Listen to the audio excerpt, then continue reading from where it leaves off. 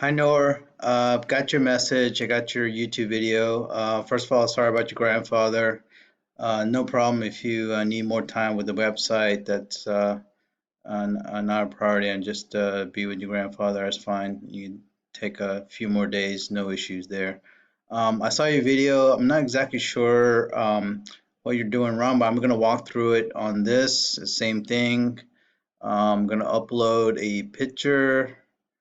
Um, Same one basically that you had. I haven't resized these yet, but resize them before you um, do the geotagging. But select the file, hit hit open, and should pull up the picture just like you did, and then hit Columbia, South Carolina if you want to geotag Columbia. And then existing, there's nothing on the picture before. New geotags is lat, longitude, same as here. Hit right, and now it's written them to the existing picture. Photo is tagged, you saw that. Hit download.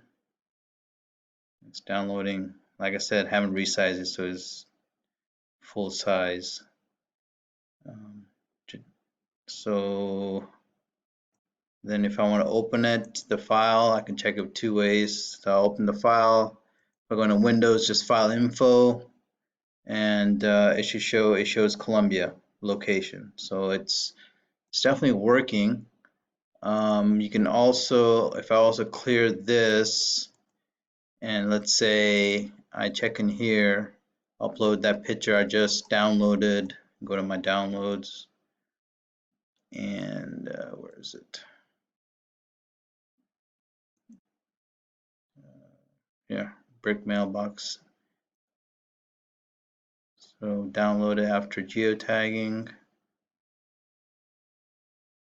and it shows what the flag is Columbia basically.